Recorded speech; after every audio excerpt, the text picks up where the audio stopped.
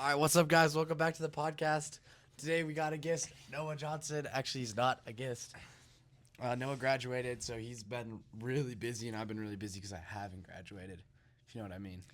Yeah, I mean, definitely a lot has happened since our last episode. A lot of big moves in the world have been happening. Yeah. What do you want to chat about first? Betting boards? I don't know. Do you have a list? No. That's our list from last time. I know. All right. We didn't start about talking about just kind of what we've been doing. Can I put my feet on the desk? No. Okay, yeah. What have you been doing? I've been working on www.getlearnings.com, guys. Go buy it right now. But yeah, I've been working on this. We have been working on this learning software. Yeah, well, I've been working on it. I've just been on it. Yeah. So it's basically the greatest learning platform on the planet. We have a bunch of preset courses. We have a bunch of studying features and test prep and things like that. It's I really like the product. I've just been kind of building it over the last month and a half or so. But yeah, we're just getting closer. We almost have the mobile app out, and yeah, I'm quite excited for the future of Yeah. that. Pretty much means we're gonna win at some point.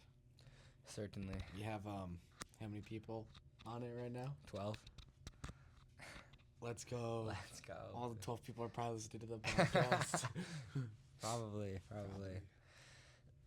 Yeah, it's pretty amazing. Pretty awesome sauce. Shout out all their names right now.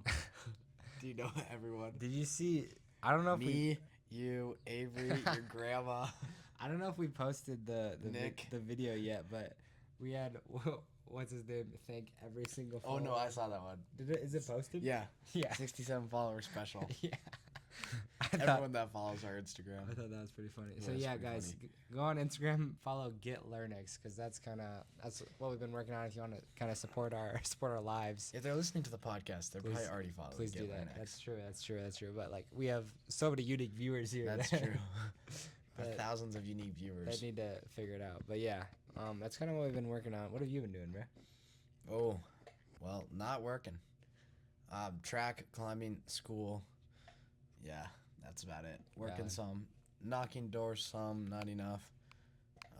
Was marketing some, and then I got really busy. I'm really interested in track right now. Like, I've actually, on like the side note, I've been learning so much about like speed training and just sport training in general and athletic training. So like, I don't know like what I'm gonna do with that when I'm older, but like I'm gonna be a track coach at some point. Like that's my like service job when I'm old, you know. Of course. Help the people out. That's pretty awesome. It's sauce. stemmed from like my track coach is really bad. Not like he's like a great guy, but he just doesn't know how to coach. And so it's like pissed me off because I'm like, dang, like I'm not getting any better. I'm actually slower right now. And then I feel bad for all my friends because they're like, dang, I'm way slower than I was at the start of track.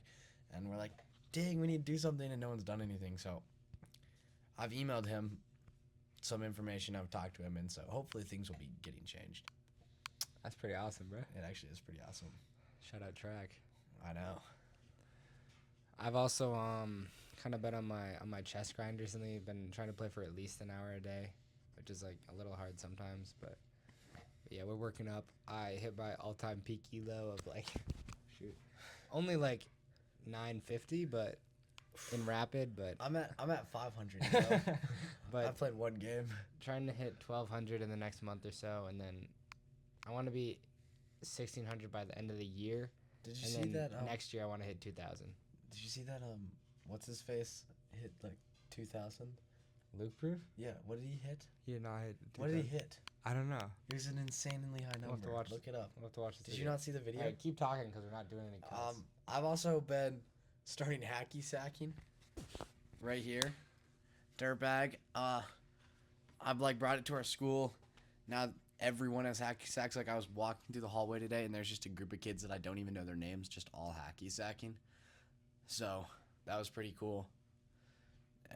You guys need to start hacky sacking because think about it. It's gonna make my hip flexors stronger, so I can run fast. That's like my theory behind it. But everyone's been hacky sacking. It's the best thing ever. Oh no, he got to 12:15. 12:15. That's still insane. That is pretty insane, yeah. In how many hours? 24. 4 days. Over the course of 4 days. Yeah. That's pretty solid. All right, let the people know what we just figured out.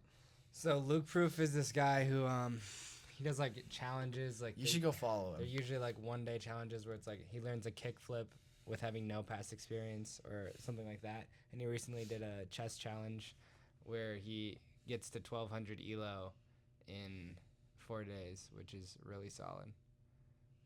Yeah. Yeah. This year is castling. Whew. So yeah, It's so tough. that is pretty sweet. That was what I thought when I first learned what castling was, That's pretty. which was recent. That's pretty funny. What else? I still don't actually know how the pieces move in it. Yeah, literally. It's fine. Me either, bro. Yeah, you do. You play it an hour a day. What else is going on in our lives? I recently made a list of all my short-term and long-term goals and like rules I hold myself by in my life. Cause I've kind of Really?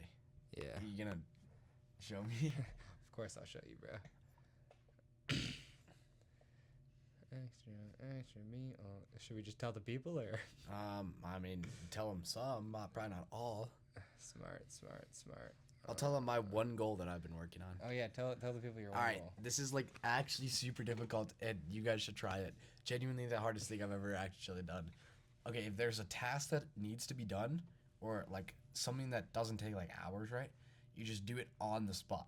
So if you walk into your room and there's a piece of trash on the floor, you just pick it up and throw it away, no matter like what, unless you've something like more important, like you have to leave like immediately. But you shouldn't have to if it's that quick. And so it just teaches your brain to Like like, if never someone procrastinate. texts you text it back right away. Yes. But now it like pisses me off because now I see like these little tasks that I have to do, and like I get like a little bit overwhelmed. So I just need to like keep practicing and get better and better at just organizing my day. That's pretty awesome, bro.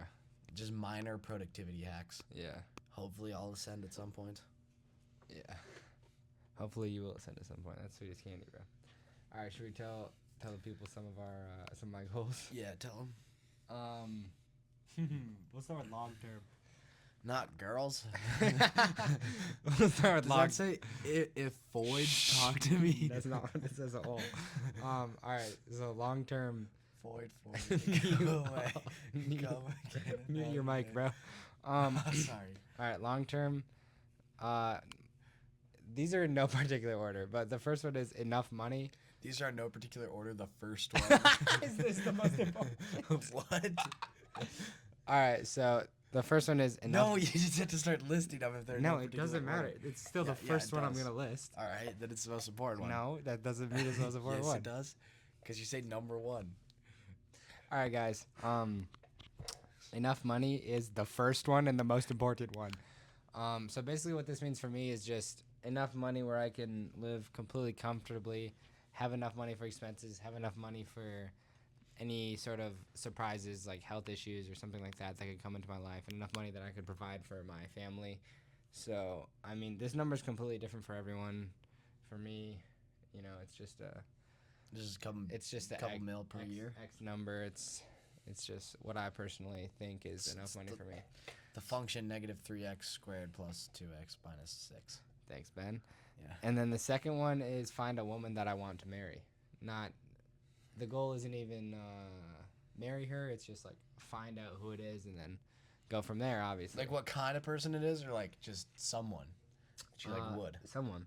All right, that's a big task. And then the next one is locational freedom.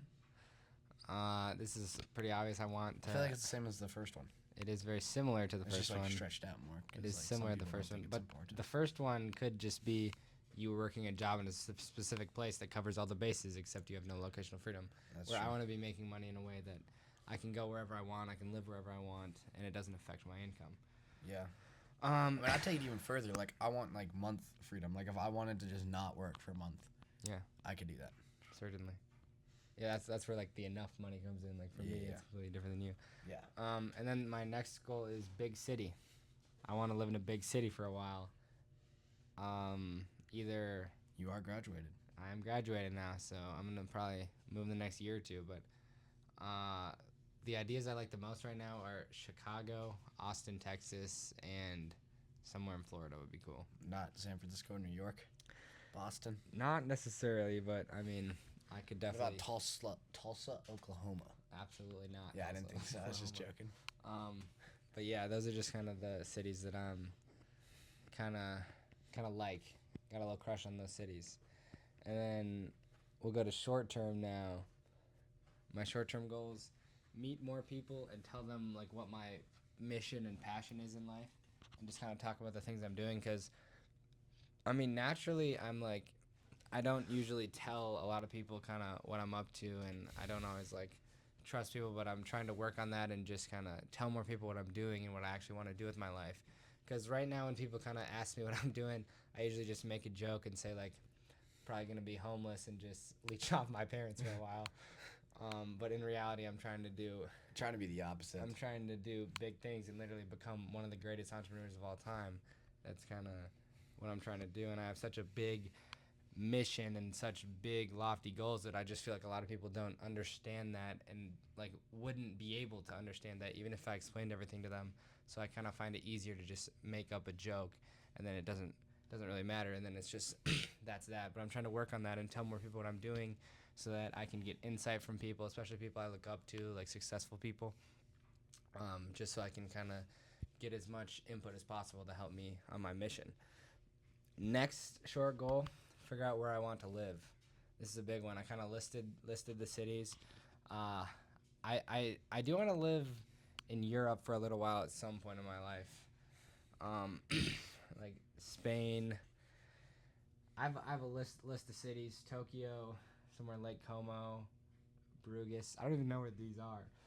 Matera, but I kind of. What? Did you just ask Claude? No, hey, Claude, you know me best. I was searching for cities. For some reason, I didn't like put the country in there. That's pretty weird. Spain would be cool. Austin, You already Paris, said Spain. Chicago. Chicago. Then you're really so helpful, bro. Well, I'm like learning. You're really a bundle of joy, bro. I'm just taking in information. But yeah, and then my next one is to travel to these cool cities. I probably should have listed that one first, but because I want to travel to a lot of cities and figure out where I want to live after I've kind of been to a lot of the cities I'm interested in.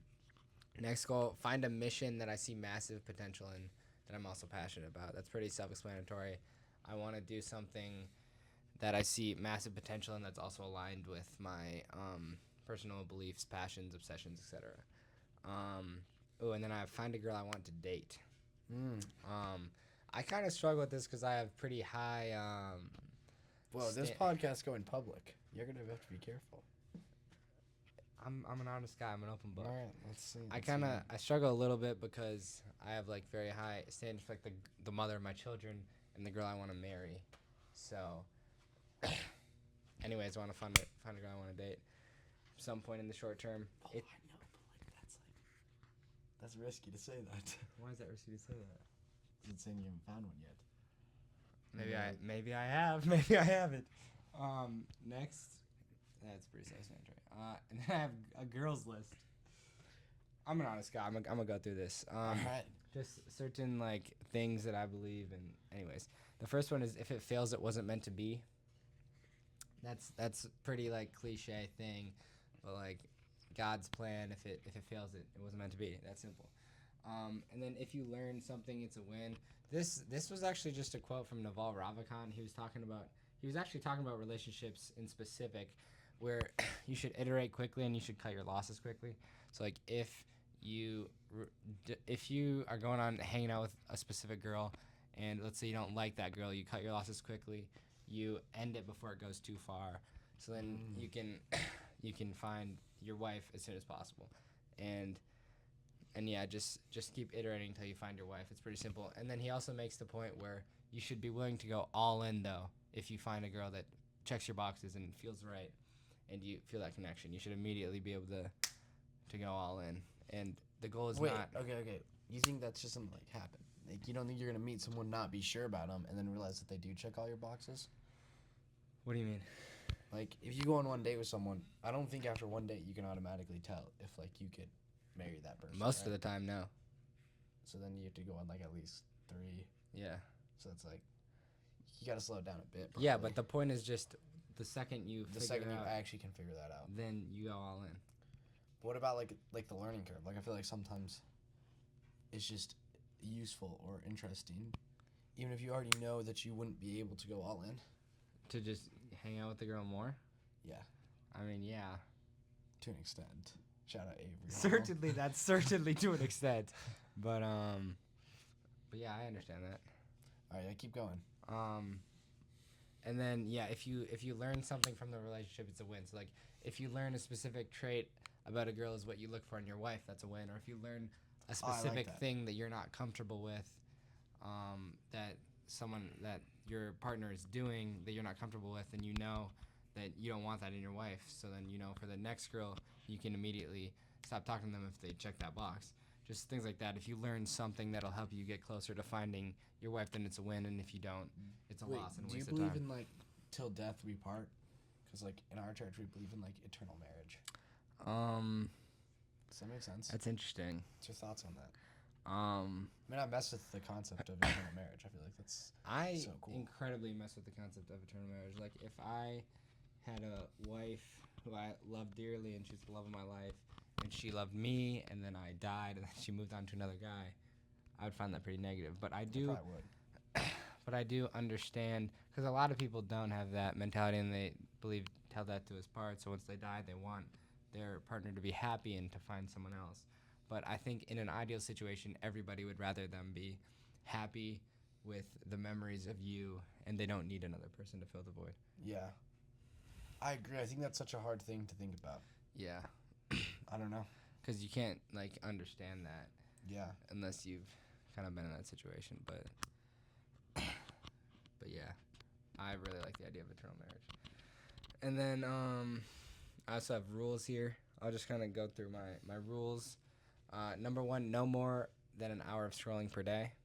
I do think that, especially because what I'm doing and what Ben's doing, we have a lot of marketing, so we want to stay kind of in the know of what's viral right now and what's popular. So I think it is actually valuable to have a little bit of scrolling in your day, so that you just kind of know what's popular. And it's not just consuming, it's trying to understand, like, look at the video and understand why it went viral, and not just consuming it to laugh about it or whatever. Yeah, I agree.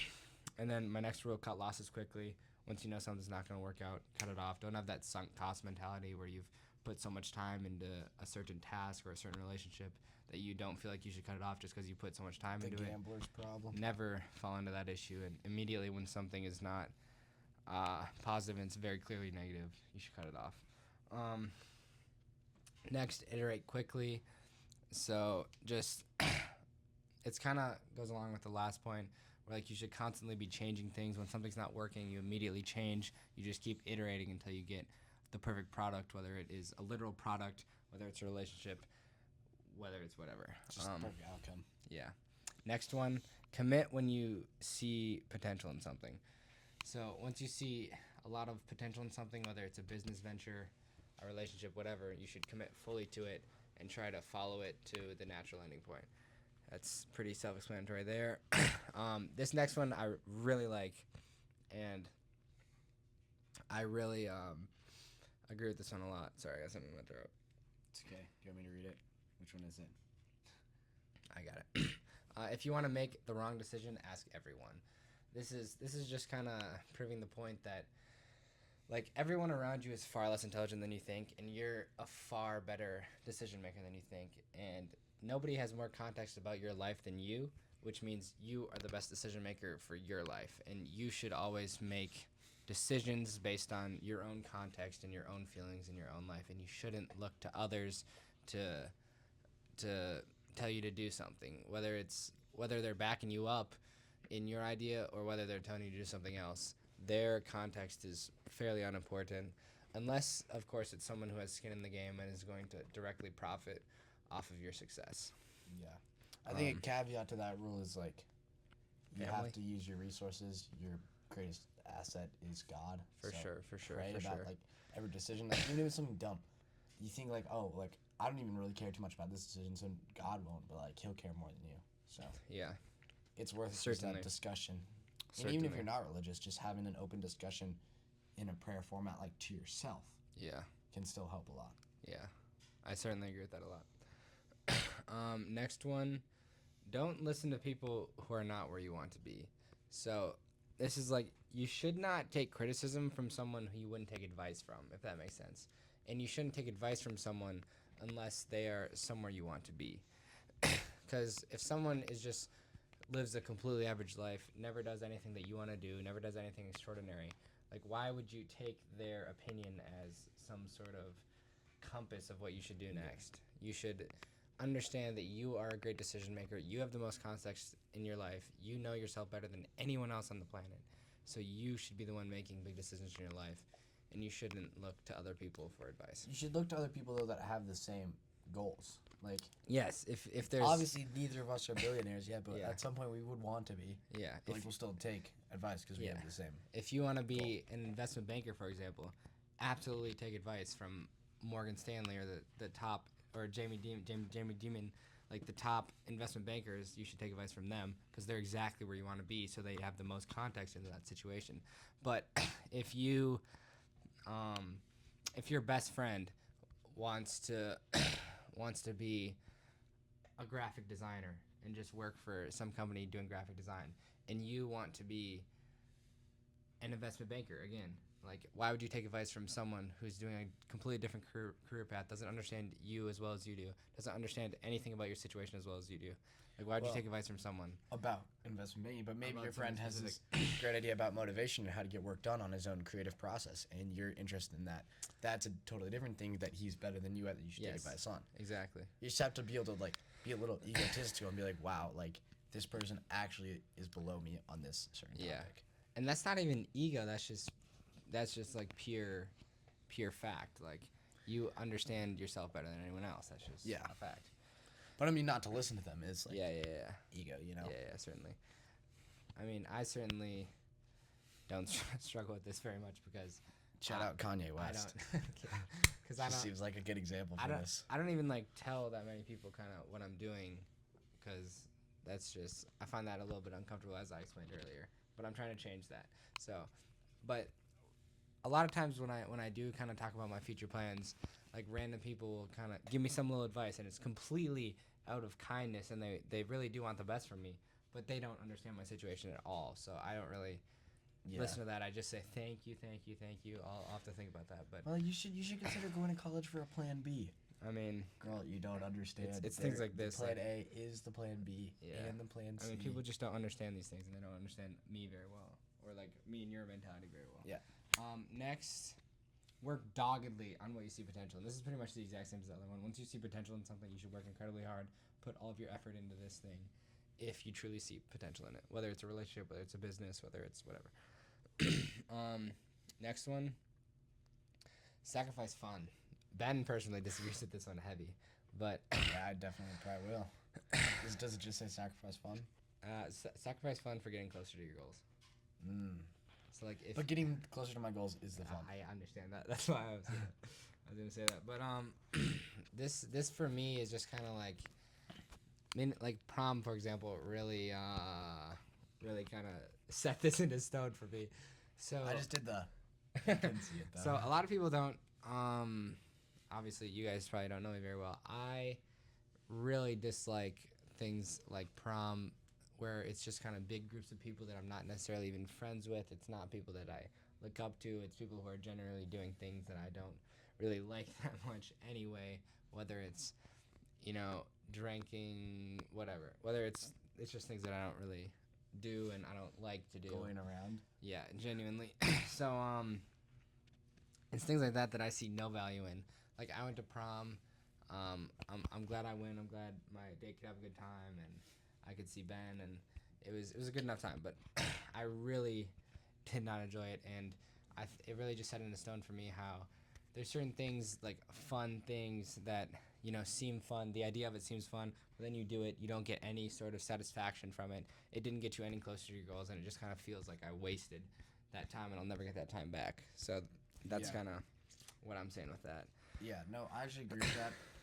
It's this weird like mindset shift, and I think the more when you start realizing like you have a finite amount of time here, and you can only do certain things, it changes like what you genuinely find fun. Like prom was fun, but I think if I went to prom 2 years ago, it would have been so much more fun for me, because I was a different person back then. Now, like if I'm thinking like the most fun we had was that night when we did cold calls and we didn't get a single person. Yeah. That was so fun. That was really fun. And it was like like most people are like, oh, that doesn't seem very fun. Like just Yeah. calling random people on the phone. That was. I don't think I laughed any more than No, I that know. night. And it's just because like we were putting in so much effort on something that we want, Yeah. and that made it just so enjoyable. Yeah. And we were like both with each other, just having a good time, laughing while still putting complete full effort and focus into the given task. But I agree, that was probably one of the most fun nights So like I've ever had. certain people will have like so much fun at prom. Like Yeah. if your whole goal is like, hey, like If your goal is just to have fun and not. I just want my friends to think I'm a cool person, and Yeah. I'm interested in staying up late and seeing what shenanigans I could do at prom. Like Yeah. the prom is gonna be so fun. Yeah, it's right up a lot of people's alley. And I mean it is fun though. Like I'm glad I went. Yeah. I learned a lot. Yeah. I mean, yeah, I'm glad. I don't regret anything I do in life because I wouldn't understand Yes. that I don't like that stuff if I didn't do it. So now that I did it, I understand. Actually, this is something that I've been talking to so many of my friends about. Like, Yeah. and my mom too, because my mom's really good at looking back and being like, "What if I did this differently?" Yeah. Like, I think that's just the silliest thing That ever. is incredibly silly. Why would you spend time wasting thought on what you Yeah. could have done? Just spend time wasting thought on what you're gonna do. Like, I never think about my past decisions. I don't even know what I ate yesterday. I was 'cause it actually doesn't matter. I was actually just talking to my grandparents about this. I was asking them if there's anything they regret in life, and very, very, very few things, which That's I good. found That's because your grandparents quite are awesome. inspiring. Yeah, they're pretty awesome. Next one. This one I've been struggling with a lot. Go to sleep at 11 no matter Yeah, you what. texted me at 10 or 12. 12:26. Why? Yeah.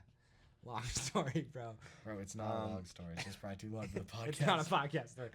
Anyways, yeah, I'm gonna try to get more rock solid on that. Go to bed at 11 no matter Well, I'll what. tell you this, just to make you feel bad.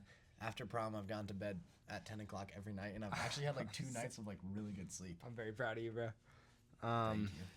And then my next one, wake up at 7:15 no matter what. That one I'm pretty good at. And then this one's fire. Be contrarian. It's only common sense that if you do what everyone else does, you're gonna be just like them. So this actually stems from I heard this from my mother. I don't know if it's completely accurate, but my mom was talking to my prom date's mom about me, and then my mom said the way What was your mom saying? the only main point that the other mom said about me was that I'm very contrarian and I don't kind of conform to what everyone does. I just thought that was the biggest compliment. It's really what I try to do. I try to just be the purest version of myself, kind of not care about what anyone else thinks, what's normal. I just do whatever I think is right in the given time, and I try to be as honest and true to myself. And I think that definitely helps you. As I said, it's common sense that if you do what everyone else does, you're going to be just like them. And I'm trying to be very different than the masses. I'm trying to be my own person. I'm not saying I'm better than anyone. I just have a different goal and a different passion. And that's just kind of what I'm trying to do and be in my life. And I don't think that it's good to be a conformist. And I think it's far better to be a contrarian. I agree. That's funny. Like, okay, my prom date's mom said something similar. She was complimenting me. She was like, "You're like," she said I was like her brother. Like, I don't care what happens. Like, it will be the same to me. Awesome. She's like, there's something, I don't remember what was going on. Yeah. But she was like, you like aren't even mad about this. Yeah. Like, what? Like, why would I be? Yeah. Low Like, cortisol. it's such a waste of my time. and Such my a waste of energy, brain which power. I feel like is similar to being contrarian. Yeah. Yeah, I think that it's very positive thing to be positive and to always give people the benefit of the doubt and to always assume good in people, because there's a lot of people who kind of just assume the worst in people. They assume that someone, like, they hear a rumor, then they immediately think that it's true, and they're thinking about all the negative things that could happen, and that's just genuinely a high cortisol thing. It makes you stressed, it makes you anxious, it makes everything in your life more negative, where if you just had a more positive outlook, you gave people the benefit of the doubt, and then in the rare times I gotta say something about this after. that a rumor is completely true, then that's fine, and then you understand that you're wrong in that scenario, and then just about that specific thing you understand the full truth of it. But it's still way better to be positive and to have a positive outlook on life and to always give people the benefit of the doubt. Love everyone. Don't judge people for doing things. Like, we all sin in different ways. There's no reason to judge someone for sinning differently than you. And yeah. I actually agree with this so much, and it's something that kind of drives me crazy when people. So this kind of happened to me. I'm not gonna go into specific names or details, but like one of my friends, he did something that like a lot of people didn't agree with, and a lot of people kind of stopped hanging out with him because of it. like it didn't change who he was as a person, right? Mm-hmm. And that's what I found really interesting. Like, he's the same person. He just Mm-hmm. made a mistake. Mm-hmm. And so, like, that doesn't change anything for me at all. Mm-hmm. Like, I'm not gonna look up to his choices, but I'm still gonna talk with him and hang out with him. Like, that's just my opinion on it. And I think, like, when people hold grudges against their friends for doing something, like, again, that's a silly thing. Yeah. Like, they're still the same person before. I mean, a little Yeah. different, but, like, that shouldn't change. Especially because, I mean, I'm very, like, defensive about kind of who I surround myself with. And if someone is doing, like, things that I don't agree with, I probably won't hang out with them as much. But, like, I still love everyone, and I don't judge people for doing things wrong. Yeah. Like, we literally are all sinners, and I think it's so silly to look down upon a different sinner for doing something when you're also a sinner, you know? Yeah. I mean, literally, both me and Noah, back-to-back days, like, messed up. Provides spreading information about the other person on complete accident. But it, like, doesn't affect anything, because it's just funny. Yeah. It is pretty hilarious. And, like, we have, like, a close enough bond that it would never affect us negatively like that.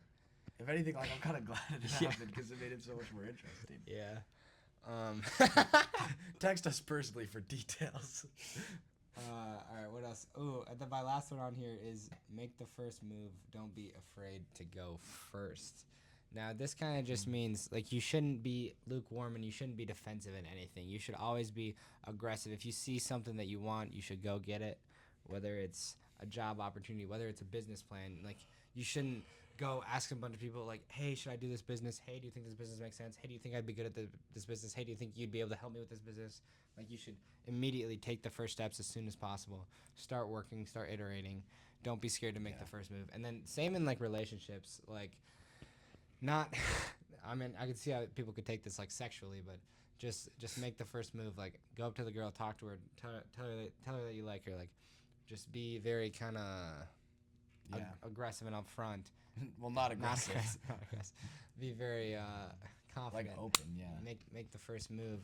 Don't, like, wait for her to kind of signal something to you. Just, if you want something, just go get it. I think, okay, this is similar to what you said at the beginning. It's like a defense thing. Like, when people have an idea or something that they believe and someone says something contrary, their first instinct is to, like, defend of why. Mm-hmm. And I don't think you necessarily have to explain reasons to people. Something like, if you're talking in business, like, commit to that business. If someone questions you, you don't need to, like, defend with real reasons that they can understand. Rather, just tell them again. Be like, yeah, no, this is what I'm doing, right? This is my goal. Yeah. And that will help them understand way more than if you give them random reasons. That exactly is kind of what I struggle with. Like, people ask me kind of what I'm doing, then they ask me, like, details, and it's a lot of times it's something that they wouldn't even really understand. So I kind of struggle to explain something to someone who doesn't, like, if someone knows nothing about software engineering, I'm trying to explain them how I'm, like, building a certain part of a app or something like that, or what's the use case of this app. Like, if you don't understand all the context, like, you're not going to be able to understand my explanation. So it's like, that's why I kind of make jokes and stuff when people ask me what I'm doing and things like that, just because it's so difficult to explain. But again, that's something I'm trying to work on and get better at, and just kind of be as descriptive and, like, just explain something in the best way I can that they can hopefully understand it. If that makes sense. Yeah, that makes a lot of sense. All right, I have something that I heard today that I thought was really, really interesting. Yeah. And I just wanted to, like, enlighten you on it because I just thought of it. So it's going to switch to little topics. Okay. I saw this guy, he said, lonely girls buy water bottles, lonely guys buy shoes. And he was saying that people, when they don't have, like, good relationships or strong boundaries, they try to fit into, like, social conformity of, like, consumer culture. And that's starting to happen with people looking up to people that aren't even too much better than them, with, like, co-founders of other companies. And I'm kind of, like, trying to, like, wrap my head around this new thought, and I was wondering what your thoughts Can you explain it to me a bit more? So, like, the idea is that, like, if you have, so, like, for shoes, for example, like, buying shoes, you're trying to be like those people, right?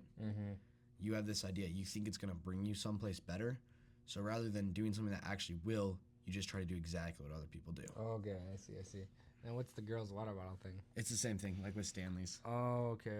It's like everyone buys a Stanley just to like fit in. Oh, and just to conform. fit in. Yeah. And it's almost in startup culture. Like everyone looks up to the same founders because it's where they want to be. That's completely true. But for something like that, you need to be completely different. Yeah. So this is kind of. I was talking to my parents about this actually the other day. So my mom said something. She's like, well, you look up to all these people. How do you expect to be like them if you're doing things that are very different than them? And then that's when I explained to her. I also saw a beautiful quote by Magnus Carlsen, the greatest chess player, one of the greatest chess players of all time.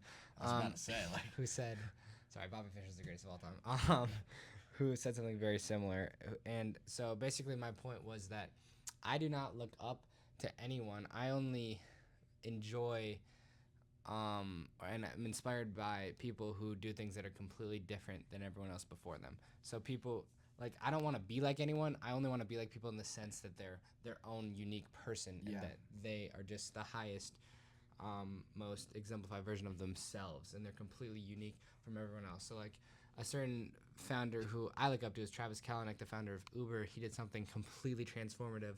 He completely flipped the script on the entire transportation industry, almost removed taxis completely and created Uber. And he is just very contrarian to everyone. He runs his business very uniquely, and I look up to him in the sense that he did all of this uniquely just because that's the way he felt was right. And that's kind of what I try to do. I try to do whatever I feel is right, not look to other people for advice. Instead, just kind of do whatever I think is right, even if it's something completely new and different.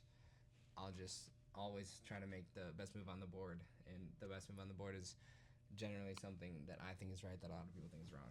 Yeah, I think a good way to think about startups and specifically like people that run businesses is rather than being like, oh, like that's such a cool idea, like I need an idea like theirs. You think about them plotted on like a multi-dimensional graph, right? They're here, take all of the factors of businesses, which obviously there's like infinite factors of business, and you kind of think about where the mean would be and then how far away they are from it. And I think the best people to look up to is to realize that they are as far away as possible.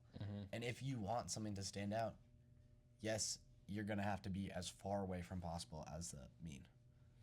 That's perfect. Yeah. That's exactly what I and you can take that farther than just like business. Like think about like Cluey's content strategy. I think that's like when I think about a business with a content strategy, that's the farthest away from the mean. For sure.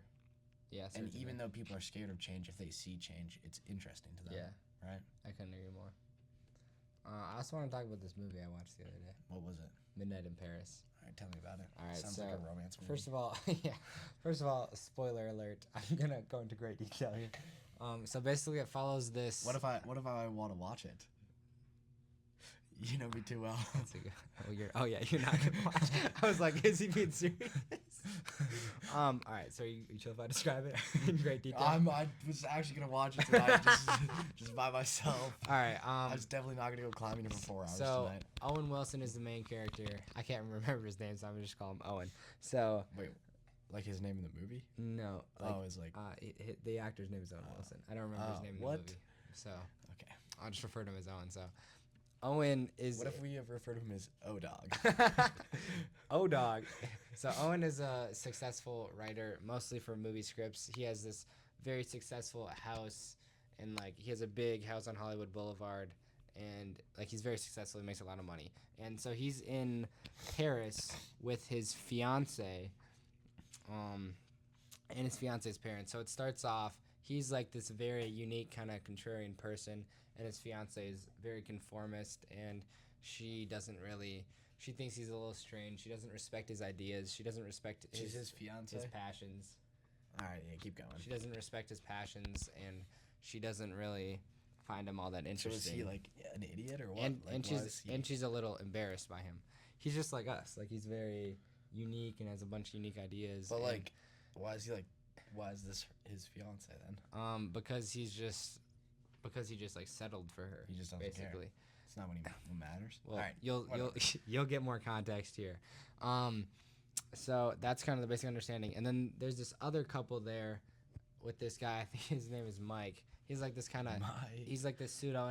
dog. He's like this pseudo intellectual who kind of pretends like he's way smarter than he is, and he's describing all these paintings and things. And Owen's fiance is kind of enthralled with him, and then they end up getting together, and she cheats on Owen, and you could see this completely coming. Owen just made a horrible choice out of, I think, just purely settling for this girl.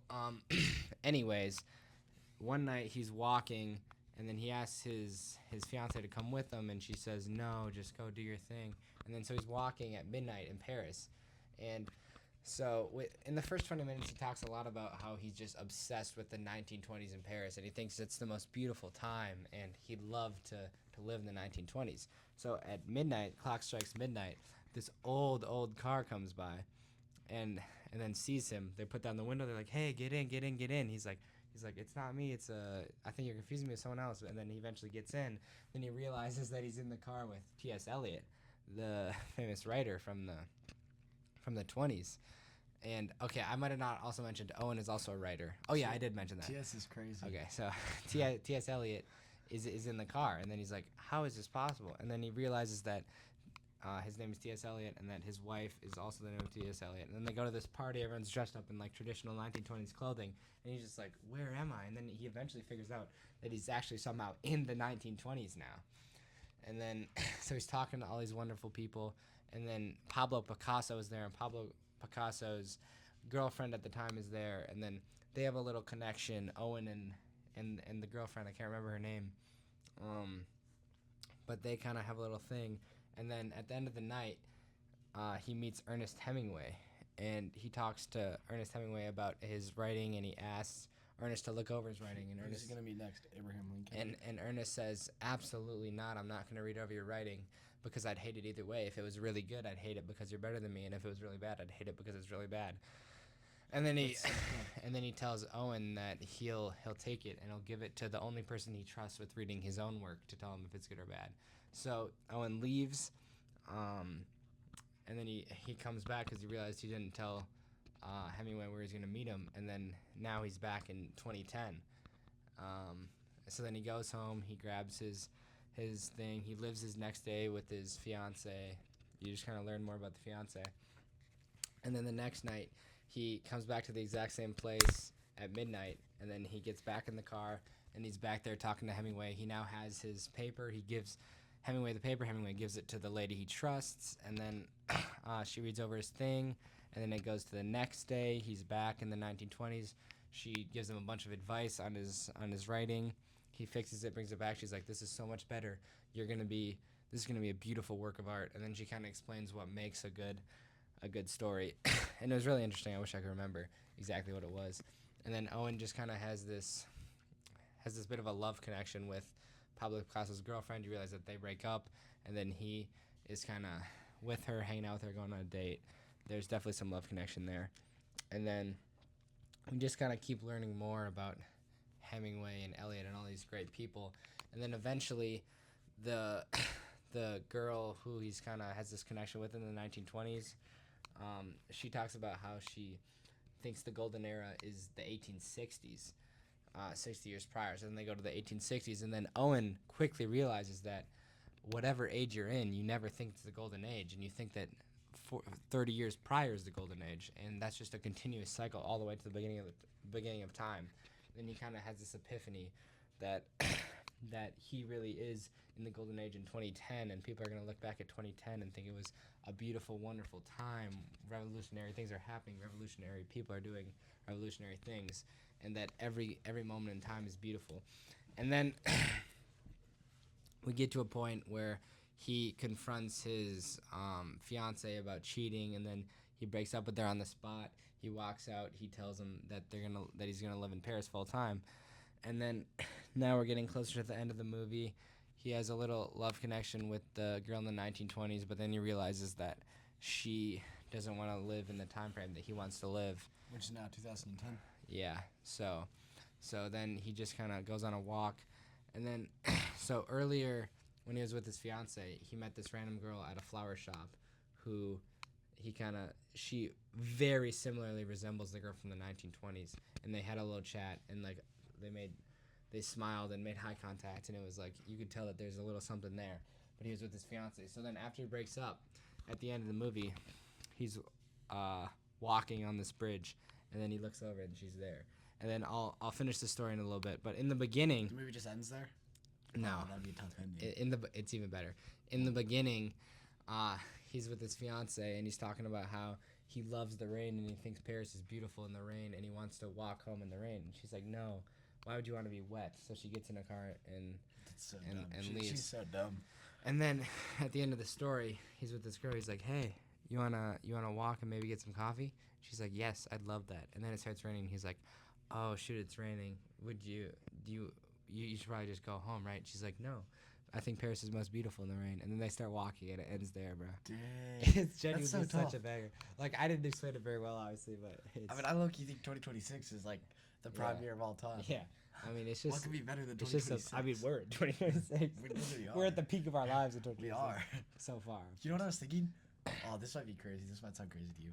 But like, I know that we were born at that time. You know how there's periods in history where like a lot of Yeah. successful people are the exact same age? Mhm. Guarantee you, like the late Yeah. 2000 Yeah. before we hit the 2000 double digits was like Genuinely. peak times. I think the reason is because now, like the average person is so far below what the average person has been in every single time. So then when Yeah. there's outliers like us, we just kind of are so different than like the average kid. Yeah, because I think we like hit it perfect because we still had like a good Yeah. childhood, but Yeah. then we still hit like the tech and the but then we were able to Exactly. like, realize. Exactly. And Where we're we're at. literally, dude, it's so crazy that we literally went from AI being in the Stone Ages I to know. where it is now. And then think about, Oh my goodness! like, we literally hit the jackpot, bro. Oh, what was I? Who was I trying to explain this to? Oh yeah, this is in my paper that I was writing about human geo and like the uneven technological Yeah. distribution in countries. Like because technology increases exponentially, like the gap is never gonna close. Yeah. For sure. And it's insane to think Yeah. about it like that. Because It's we're just awesome. going up so fast. Yeah. Like think about internet.